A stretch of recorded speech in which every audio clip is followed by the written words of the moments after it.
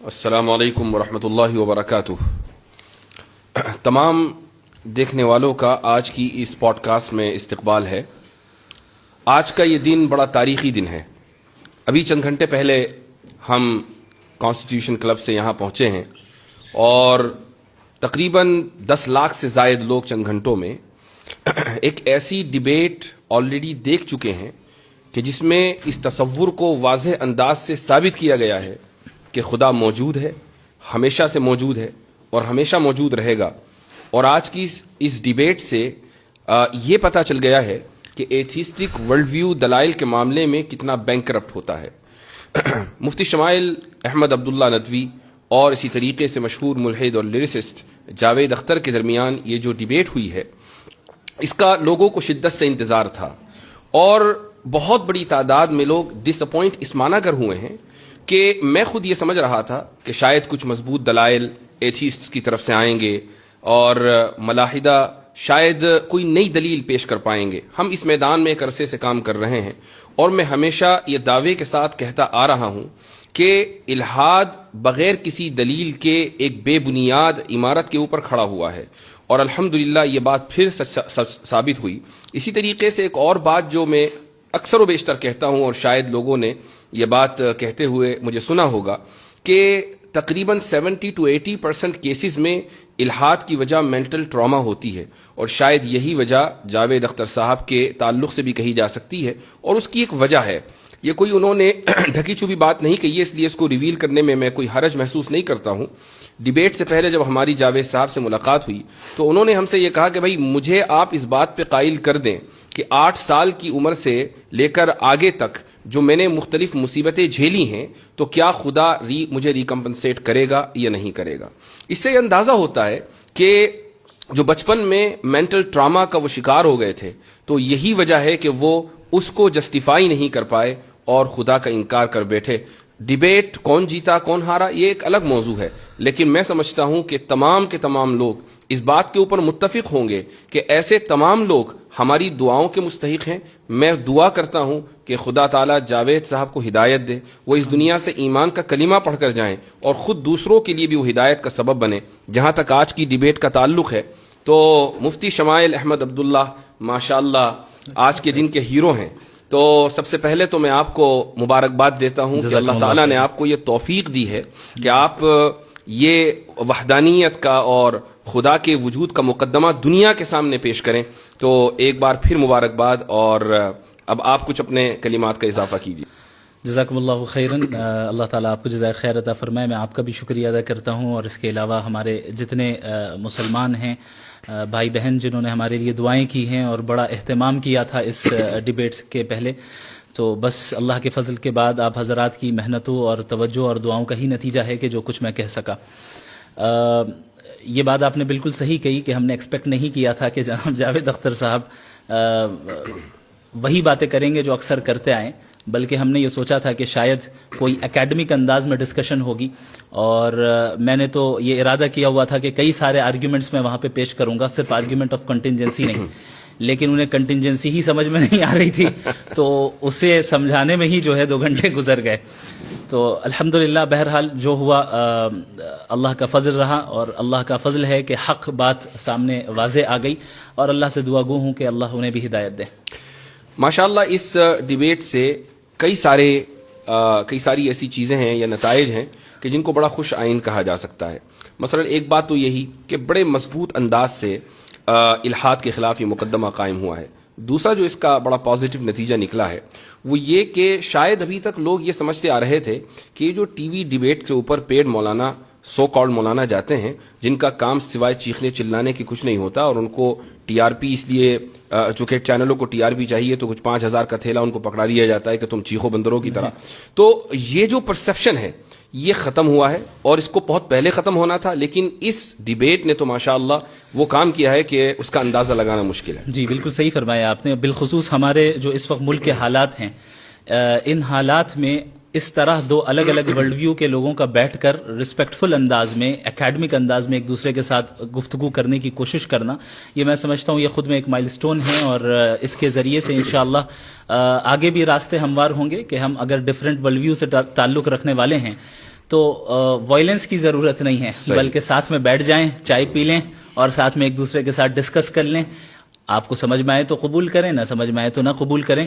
یہ بہت اچھی ابتدا ہوئی ہے. ایک جرنلسٹ نے ڈیبیٹ کے بعد مجھ سے آ کر یہ پوچھا کہ یہ جو ڈیبیٹ ہوئی ہے اس کا آپ کیا فائدہ دیکھتے ہیں؟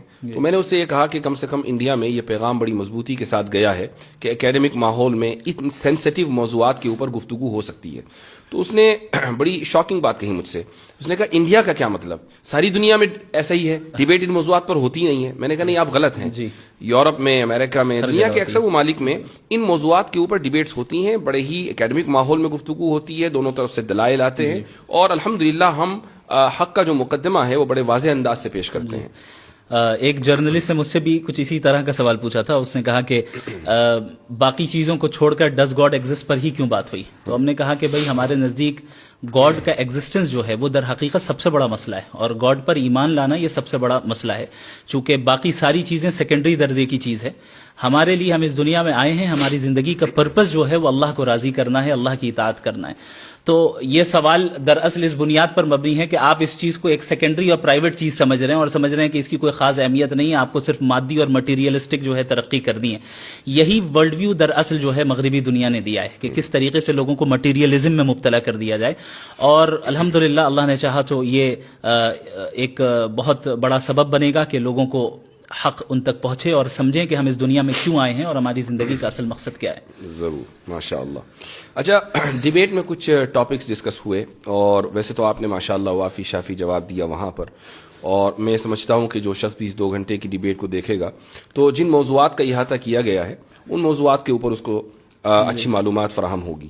لیکن چند باتیں ہیں جن کو ٹائم کی لمیٹیشن کی وجہ سے, اور جو اس وقت جو وائب رہتی ہے اس میں آپ کو 5 باتیں کہنی ہیں, ٹائم کم ہے, اس میں سے 2 باتیں آپ نے کہہ دی اور 3 باتیں رہ گئی, تو اس لیے پوسٹ ڈیبیٹ انالیسس کا یہ فائدہ ہوتا ہے کہ جو بات رہ جائے اس کو بعد میں ذکر کر دیا جائے. جاوید صاحب نے ایک بات کہی, اور وہ یہ کہ مذاہب کی تاریخ چند ہزار سال سے زیادہ نہیں ہے, یعنی وہ 7-8 ہزار سال, اور انسان اس سے پہلے کا ہے.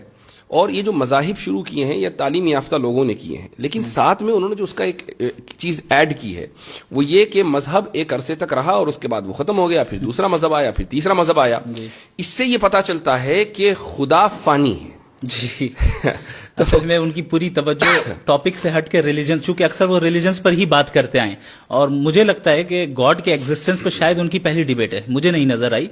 تو وہ گاڈ کے ایگزسٹنس سے ڈائریکٹ خدا تک, یعنی اصلی بندے سے پہلی ڈیبیٹ ہے. جی, اصلی بندے سے پہلی ڈیبیٹ ہے. جی جی, یہ بہت اہم پوائنٹ ہے. اس کی وجہ یہ ہے کہ یہ جشن ریختہ تو تھا نہیں کہ اس میں مثلا کوئی صحافی خاتون یا کوئی بیٹھ گیا اور اس نے کبھی غالب کا شعر پڑھ دیا اور انہوں نے 5 اشعار کا اضافہ کر دیا, اور پھر مستر کے کچھ اشعار حالت اس طرح شاید وہ یہی سوچ کر آئے تھے, وہ یہ سوچ کر آئے تھے کہ بھئی میں کچھ بھی پھینک دوں گا یا کچھ بھی کہہ دوں گا, تو اس طرح نہیں ہوا کرتا. اور یہ ایک good lesson has been learned, جتنا صرف ان کے ذریعے بلکہ جتنے بھی لوگ تھے کہ جو الہاد کی طرف سے پیش ہوئے تھے آڈینس میں, ان کو بھی یہ پتہ چل گیا کہ اہل مذہب کے پاس جو مقدمہ ہے وہ بہت اسٹرانگ ہے. اور یہ صرف انہی کا نہیں بلکہ پورے ایتھیسٹک ورلڈ ویو کا یہ ایک طریقہ رہتا ہے کہ وہ یہ پریٹینڈ کرتے ہیں کہ ایتھیزم ڈیفالٹ پوزیشن ہے. جی ہاں, جبکہ ایسا نہیں ہے.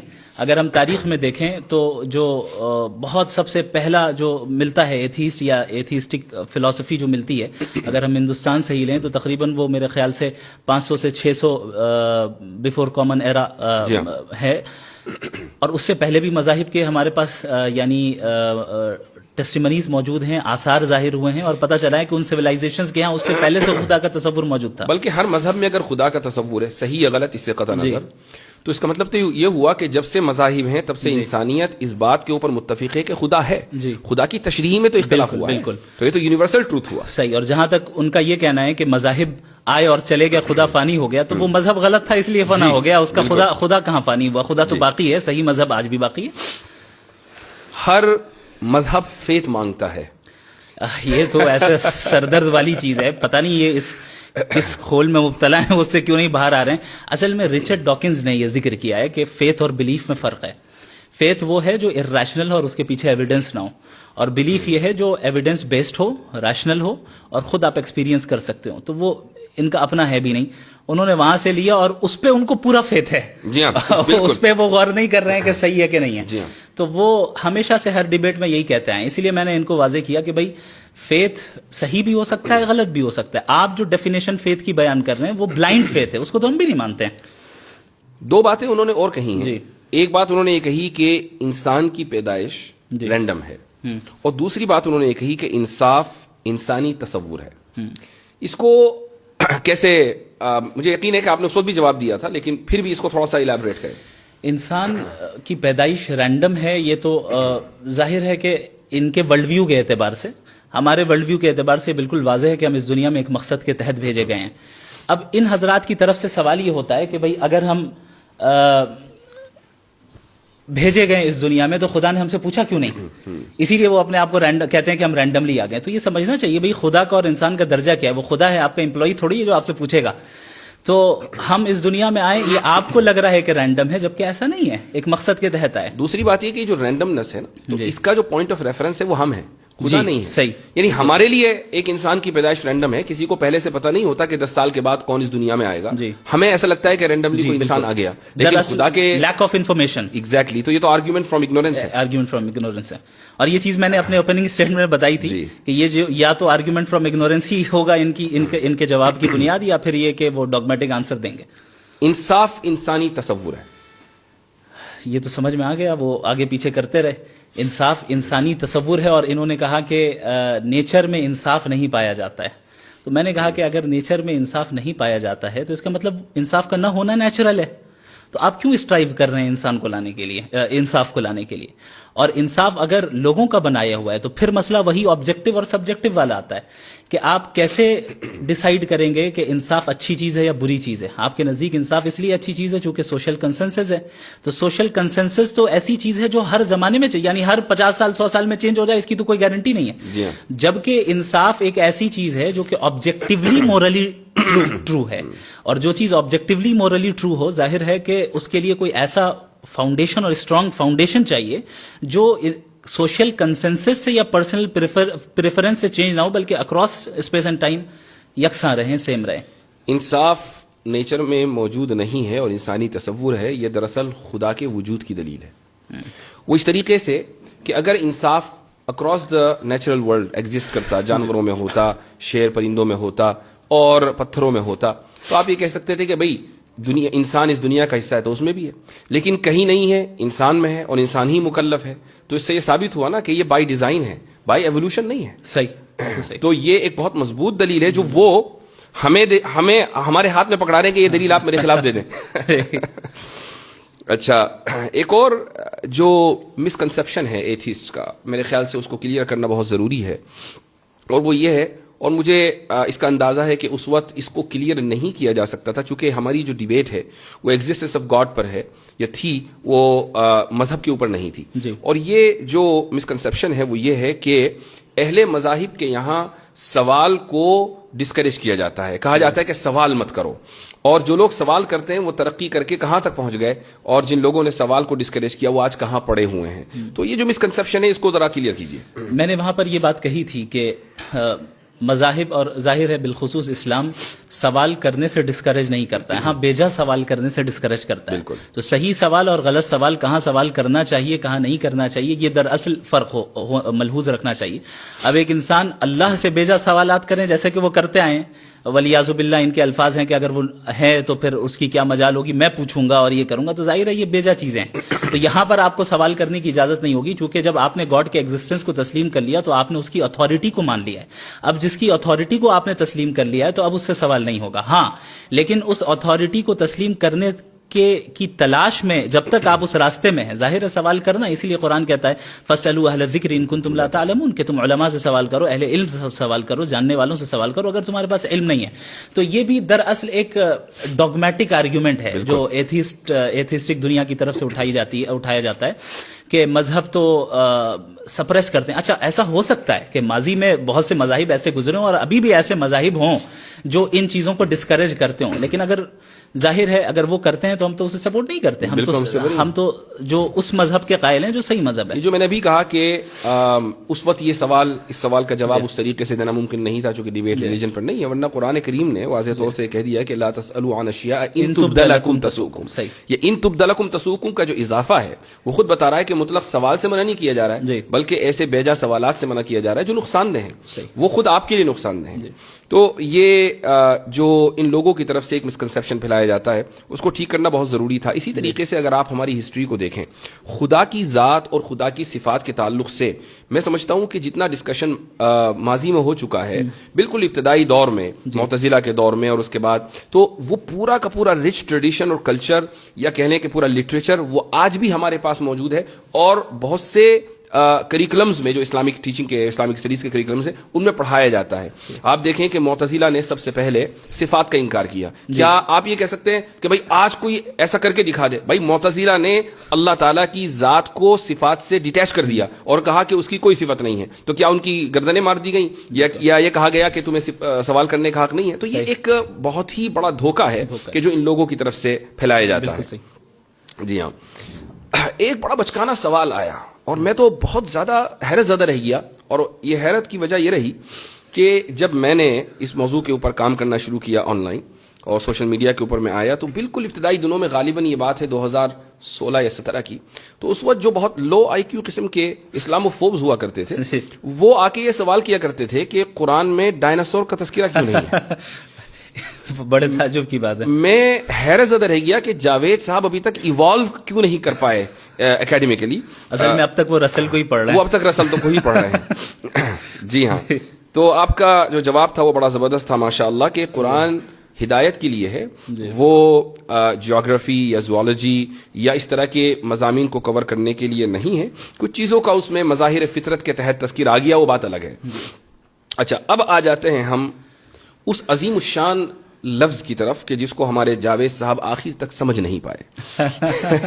کنٹینجنسی. جی ہاں, کنٹینجنسی. کہیں میں نے وارن کر رہا ہوں کہ کہیں لوگ جاوید صاحب کی چڑ نہ رکھ دیں کنٹینجنسی, ان کے ہاں نیچے جا کے ٹویٹر کے اوپر یہ لفظ ٹائپ نہ کرنے لگیں. یعنی میں انکریج نہیں کر رہا ہوں, please don't take me wrong, لیکن ایسا ہو سکتا ہے. اس کی وجہ یہ ہے کہ یعنی ایک بہت ہی معمولی آرگیومنٹ, معمولی ان دا سینس کہ تمام داعین جو اس میدان میں کام کر رہے ہیں, جتنے بھی دعات ہیں یا جو ڈیبیٹس کرتے ہیں, جن کو ان موضوعات سے دلچسپی ہے, چاہے وہ اس طرف کے ہوں یا اس طرف کے, یعنی وہ مسلمان ہوں یا غیر مسلم ہوں, وہ آرگیومنٹ آف کنٹینجنسی سے واقف ہیں. جی, آپ ایک نہ بڑا چہرہ ہیں الہاد کا اس ملک میں, اور آپ ڈیبیٹ کرنے کے لیے آئے ہیں اور نیشنل پلیٹ فارم کے اوپر ڈیبیٹ کرنے کے لیے آئے ہیں. راجدھانی سے وہ میں ڈیبیٹ ہو رہی ہے اور آپ یہ نہیں سمجھ پا رہے ہیں کہ آرگیومنٹ آف کنٹینجنسی ہوتا کیا. اور جبکہ ایکسپلین کیا گیا کئی مرتبہ اردو میں بھی اور ہر طریقے سے, آپ نے بھی کھڑے ہو کر سوال کیا ان سے اور انفینٹ ریگریس کو سمجھانے کی کوشش کی, لیکن اس کے بعد بھی نہیں سمجھ سکے. بڑا تعجب ہے. میں سمجھتا ہوں کہ اب جس عمر میں وہ پہنچ گئے ہیں, جیسے اب ظاہر ہے ایتھیسٹک ورلڈ ویو الگ ہے, ہمارے ورلڈ ویو میں جب اس عمر کے میں کوئی پہنچ جائے اور دیندار ہوں تو ہم پھر ان کو کہتے ہیں کہ گوشہ نشینی اختیار کرتے ہیں وہ حضرات اور دعا کرتے ہیں, ہم ان سے دعا کی درخواست کرتے ہیں. اب انہیں اپنے ورلڈ ویو میں گوشہ نشین بن جانا چاہیے. اب جو ہے وہ ان چیزوں میں نہیں پڑنا چاہیے, بلکہ توجہ دیں اور کوشش کریں کہ بھئی کیا بات ہے, حقیقت کو تلاش کرنے کی کوشش کریں, اپنے حد تک رکھیں. کیونکہ ایک ڈیبیٹ کے اندر الیکٹران اور نیوٹران کی تسبیح پڑھیں. ایک ڈیبیٹ کے اندر 2 گھنٹوں کے اندر کتنی جگہ وہ اپنے آپ کو کانٹراڈکٹ کر رہے ہیں. اگر ہم اس کو ریکیپ کریں اور دیکھیں, جب ہم مورالیٹی کی بات کرنے آئے تو وہ کہہ رہے ہیں کہ سوسائٹی سے مورالیٹی طے ہوگی, تو ہم نے کہا آپ نازی جرمنی کو سپورٹ کرتے ہیں. نہیں, پلانٹ ارتھ, تو پلانٹ ارتھ میں جو ہے اکثریت جو ہے مذہب خدا کو مانتی ہے, آپ نہیں مانتے, پھر لاسٹ میں کہہ رہے کہ میں میجورٹی والی بات واپس لیتا ہوں. وہ بہت اہم پوائنٹ ہے, بہت اہم پوائنٹ ہے. اچھا, یہ جو آرگومنٹ آف کنٹینجنسی ہے یقیناً لوگوں نے اس کو سمجھ لیا, لیکن پھر بھی ہمارے ناظرین کے لیے اس کو مختصر انداز میں سمجھائیے. دیکھیں, اس کائنات کی ہر چیز کنٹینجنٹ ہے. اس کا مطلب یہ ہوتا ہے کہ یہ ایگزسٹ کر بھی سکتی تھی اور نہیں بھی کر سکتی تھی, یعنی اس کا ایگزسٹ کرنا کوئی نیسیسری چیز نہیں تھی. اور اگر ایگزسٹ کرتی تو ڈفرنٹ لاز کے ذریعے بھی کر سکتی تھی. یعنی ابھی جو لاز آف نیچر چل رہے ہیں, ہو سکتا ہے کوئی اور لا آف نیچر ہو. علم کلام کے طلباء کے لیے اضافہ کر دوں, اسی کو ممکن الوجود کہا جاتا ہے. ممکن الوجود عدم ہو سواء. جی, تو جو ممکن الوجود ہوگا, جو کنٹینجنٹ ہوگا, وہ ظاہر ہے کسی اور کے اوپر ڈیپینڈنٹ ہوگا اپنے ایگزسٹنس میں. تو اب وہ کس کے اوپر ڈیپینڈنٹ ہے؟ ہم یہ دیکھیں گے کہ بھائی کیا وہ چیز بھی کنٹینجنٹ ہے، ممکن اچھا، الوجود اور ہے. یہاں پر بھی اس کا اضافہ ضروری ہے. لوگ کہیں بھائی کیوں ہوگا؟ اس کی وجہ یہ ہے کہ جب ایک چیز کا وجود اور عدم دونوں برابر ہیں، جی. یہ ترازو کے دو پلڑے ہیں، جی. تو کسی ایک پلڑے کو بھاری ہونے کے لیے اس میں وزن ڈالنا ضروری ہے. یہ وزن ہے ارادے کا. صحیح. تو کسی نے تو ارادہ کیا ہوگا نا، کہ جس نے عدم پر وجود کو ترجیح دی ہوگی. اس لیے کنٹینجنسی ہے. جی آگے بالکل. بولیے. تو یہاں سے عقلی طور پہ لاجیکلی ہم اس نیسیسری بینگ تک پہنچتے ہیں جو واجب الوجود ہے، یعنی جس کا ایگزسٹ نہ کرنا ناممکن ہے. چونکہ اگر وہ ایگزسٹ نہ کرے تو ظاہر ہے یہ ساری چیزیں وجود میں نہیں آ سکتی. اور اس واجب الوجود ذات کا انڈیپینڈنٹ ہونا، اٹرنل ہونا، نالجبل ہونا، سیلف سفیشینٹ ہونا اور ایک ہونا یہ زیادہ یہ بالکل ضروری ہے. تو یہ جب باتیں میں نے کہی تو لاسٹ میں یہ کہہ رہے ہیں کہ ان کے نزدیک تو عقل سے ہم خدا کو جان ہی نہیں سکتے. یعنی یہ کانٹرڈکشن ہے. یعنی پورا آرگیومنٹ اس پہ تھا کہ عقل کے ذریعے ہم خدا کے ایگزسٹنس کو کیسے جانیں، اور آپ وہ نہیں سمجھ پا رہے ہیں، اور اخیر میں کہہ رہے ہیں آپ تو کہہ رہے ہیں کہ عقل سے ہم سمجھ نہیں سکتے. تو میرے خیال سے یہ ان کی عمر کا تقاضا تھا. اور اسی طریقے سے وہ انفینٹ ریگریس اور تسلسل کو بھی نہیں سمجھ پائے. بلکہ حیرت ناک بات یہ کہ جب میں نے ان سے یہ سوال کیا کہ آپ اس کو درست سمجھتے نہیں، تو انہوں نے کہا میں درست سمجھتا ہوں. میرے خیال سے وہ سمجھ ہی نہیں پائے انفینٹ ریگریس کیا ہے، اس لیے انہوں نے کہہ دیا. اور آپ نے بڑی اچھی مثال دی کہ کئی سارے شعراء ایک ساتھ پوئٹس کھڑے ہوں اور مان لے جاوید اختر صاحب سب سے آگے ہوں، اور وہ کہیں کہ میں اس وقت تک پوئٹری نہیں لکھوں گا جب تک پیچھے والا نہ لکھے، اور وہ کہے کہ میں نہیں لکھوں گا جب تک پیچھے والا نہ کہے. تو یہ تسلسل ہو جائے گا. تسلسل باطل ہے. اس طریقے سے چلتا رہا اینڈلیسلی، اور اگر کہیں ہم نہیں رکیں گے تو پوئٹری ایگزسٹنس میں ہی نہیں آئے گی. یعنی پوئٹری اگر ایگزسٹنس میں آئی، اس کا مطلب کوئی ایک ایسا پوئٹ ہے جو اپنے پیچھے والے پہ ڈیپینڈ نہیں کرتا ہے، وہ انڈیپینڈنٹ ہے. بالکل. اسی طریقے سے اگر اس یونیورس کے جو کازز ہیں، اگر یہ انفینٹ ریگریس آف کازز ہوتا تو ہم اور آپ یہاں پہ آج موجود ہی نہیں ہوتے، پوڈ کاسٹ ہی نہیں کر رہے ہوتے. ہم یہاں موجود ہے، اس کا مطلب کوئی ایک انڈیپینڈنٹ ذات ہے جو کسی اور کے اوپر ڈیپینڈنٹ نہیں ہے، اس نے اپنے ول سے جو ہے ڈیسیجن لیا ہے. علم کلام کے طلباء کی آسانی کے لیے کہہ دوں کہ اگر علت اولا نہ ہو تو معلول اخیر نہیں ہو سکتا. ماشاءاللہ. تو اچھا یہ بتائیں کہ اس میں علم کلام کا کتنا رول رہا آپ کی ڈیبیٹ میں، آپ کے لیے؟ پورا علم کلامی تھا اور کیا تھا. ایک ہے آپ اس کو پریزنٹ کر رہے ہیں ماشاءاللہ، اور ایک یہ کہ علم کلام کے جو مباحث ہیں جیسے تسلسل ہے، دلیل توقف ہے، یہ تو ماشاءاللہ چونکہ آپ نے اس سے استفادہ کیا ہے تو یہ بڑی خوش آئند بات رہی. اور اس کی وجہ یہ ہے کہ علم کلام کو فرسودہ علم سمجھا جانے لگا تھا. میں سمجھتا ہوں کہ علم فرسودہ نہیں، البتہ اصطلاحات ضرور فرسودہ ہو گئی ہیں. ان کو تھوڑا سا ریفائن کرنا چاہیے اور جدید علم کلام کی طرف لانا چاہیے. یہی بات ہے کہ جب ہم علم کلام کی تجدید کی بات کرتے ہیں نا، تو تجدید لسان یعنی زبان کی تجدید کو چھوڑ کر ہم کانٹینٹ کی تجدید پر چلے جاتے ہیں. ہاں یہ ایک پرابلم ہے. تو لوگ یہی نہیں سمجھتے کہ علم کلام کی تجدید کا کیا مطلب ہے. یعنی میں اس بات سے متفق ہوں کہ آج کی آپ کی جو ڈیبیٹ کامیاب رہی ہے وہ اس لیے کہ جو ٹرمینالوجیز دقیق مباحث علم کلام کے اندر پائے جاتے ہیں عربی میں، آپ نے ان کو انگلش کے قالب میں ڈھال کر لوگوں کے سامنے پیش کیا اور لوگوں کو سمجھ میں آ گیا. اگر آپ تسلسل اور دور اور دلیل توقف اور یہ سب کہہ رہے ہوتے اور معلول اخیر اور علت اولا، تو یا تو میں سمجھ رہا ہوتا یا آپ سمجھ رہے ہوتے. صحیح بات ہے.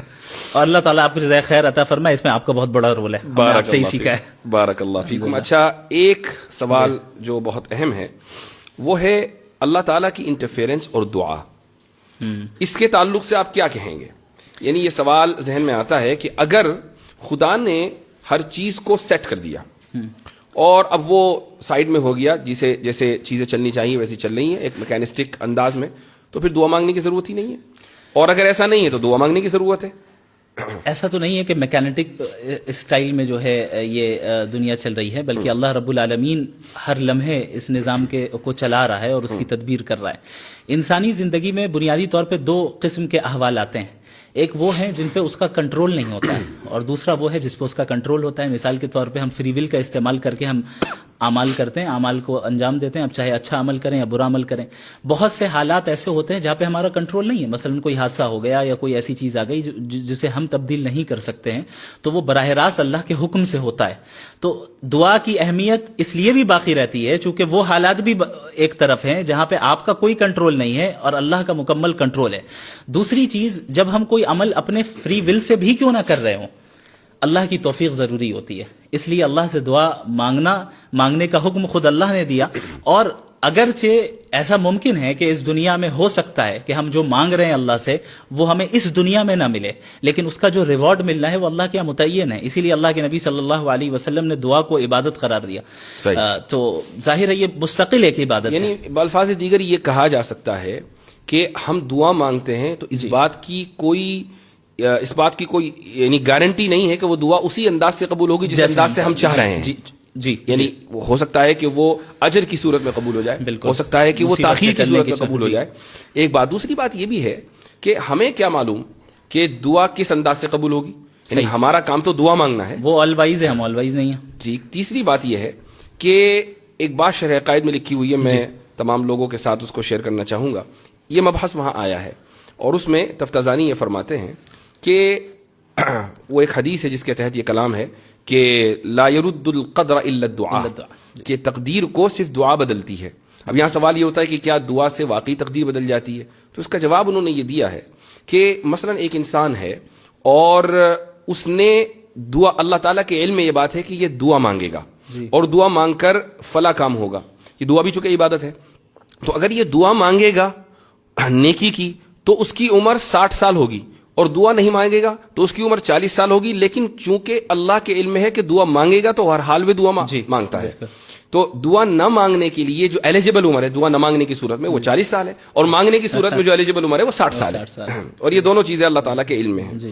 تو وہ یہ ساری چیزیں, یعنی اس سے جو میں نے اضافہ کیا ہے بتانے کا مقصد یہ ہے کہ یہ جو مباحث آج کانسٹیٹیوشن کلب میں ڈسکس ہو رہے تھے, یہ تو تفتازانی نے 1000 سال پہلے لکھ دی ہے نا.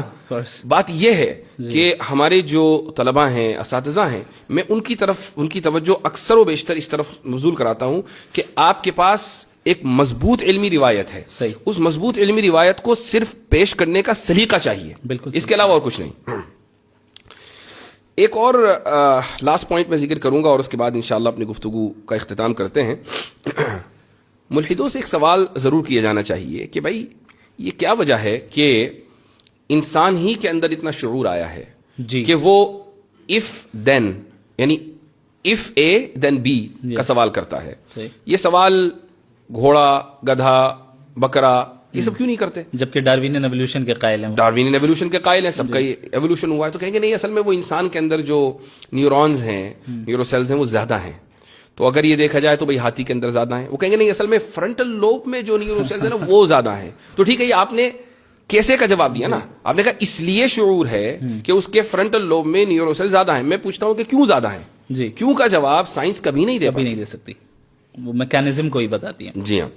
تو چلیں مفتی صاحب, بہت اچھا لگا. ایک چیز اور ہے جس کا ذکر میں کروں گا جو نظر آیا کہ, اور صرف انہی کے ساتھ نہیں, اور بھی جو دیگر ایتھیسٹ ہیں وہ یہ ہے کہ جب ان کے پاس کوئی لاجیکل آرگیومنٹ نہیں ہوتا ہے فوراً ایموشنل آرگیومنٹ پہ آ جاتے ہیں. آپ نے دیکھا کہ کیسے غزہ کے مسئلے کو انہوں نے پوائنٹ ذکر کرنا بہت ضروری تھا. جی ہاں. تو پوری ڈیبیٹ میں ان کے پاس کوئی جواب نہیں رہا. اب وہ ایموشنلی جو ہے لوگوں کو ٹریگر کرنے کی کوشش کرنے لگے کہ بھئی غزہ میں اتنا قتل ہو رہا ہے اور یہ ہو رہا ہے اور وہ ہو رہا ہے. میں نے ان سے یہ سوال کیا کہ بھئی اگر بالفرض مان لیں کہ یعنی خدا نہیں ہے, تو آپ بتائیے کہ پھر اس کے ظلم کا اور ان کی سفرنگ کا کیا ہوگا, اور آپ کیسے ایول کو ڈیفائن کرتے ہیں؟ اب وہاں جا کے ان کے پاس کوئی ڈھنگ کا جواب نہیں رہا, چونکہ آبجیکٹیولی ایول کا موجود ہونا بھی در حقیقت خدا کے ہونے کی دلیل ہے. باقی ہمارے ورلڈ ویو کے اعتبار سے ہم اس دنیا میں ٹیسٹ کے لیے آئے ہیں, ہمارا امتحان ہو رہا ہے, ہماری آزمائش ہو رہی ہے. کیا صحابہ کرام نے قربانیاں نہیں دی؟ جس طرح آج غزہ کے مسلمان قربانی دے رہے ہیں, صحابہ نے بھی دی, اور تاریخ اسلامی میں سب نے دی. اور الحمدللہ ابھی بھی جو غزہ میں شہید ہو رہے ہیں وہ دین سے دور نہیں ہو رہے اور دین سے قریب ہوتے چلے جا رہے ہیں. صحیح بات ہے. جی. اچھا, یہ لوگ یہ سمجھ رہے ہیں, بہت سے لوگ یعنی ملحدین میں سے, کہ بھئی آپ نے غزہ کی جو جینوسائیڈ ہے اس کو جسٹیفائی کر دیا. یہ اصل میں ان کا اسے کہتے ہیں اسٹرومین فیلیسی. جی. کہ جہاں where you must represent your opponent. جی ہاں, آپ اپنے سامنے والے کو مس ریپرزینٹ کرتے ہیں. بھائی ہم سے زیادہ اور کون امپیتھی رکھے گا غزہ والوں سے؟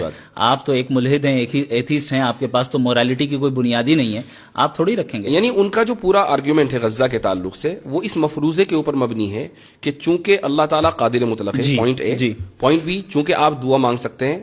پوائنٹ سی, تو آپ دعا مانگ کے رکوا دیں. یہ کیوں نہیں کروا رہے ہیں؟ یہ تو سمجھ رہے ہیں کہ آٹومیٹک جیسے بٹن کو دباتے ہیں ویسے ریموٹ کی طرح اللہ کام کرے, ولیعوذ باللہ تعالی. پوائنٹ اے قادر مطلق ہے, اس میں کوئی شک نہیں ہے. پوائنٹ بی ہم دعا مانگتے ہیں, اس میں کوئی شک نہیں ہے. لیکن پوائنٹ سی کہ ہم دعا مانگ کر کام کروا دیں, ان دو شروع کے مقدمات اور تیسرے مقدمے میں کوئی تلازم نہیں ہے. صحیح. اللہ اس وقت کرے گا جب وہ جانتا ہے کہ بہتر ہو, اور جب وہ کرنا چاہے گا ہمارے اعتبار سے نہیں کرے گا. بالکل. ماشاءاللہ. ایک مرتبہ پھر آپ کے توسط سے پوری امت کو مبارکباد. جزاکم اور اللہ یہ خیرا. ایک بہت بڑا دن ہے اور بہت بڑا ایونٹ ہے. الحمدللہ. اور الاسلام یعلو ولا یعلى علیہ وقل جاء الحق وزهق الباطل ان الباطل كان زهوقا.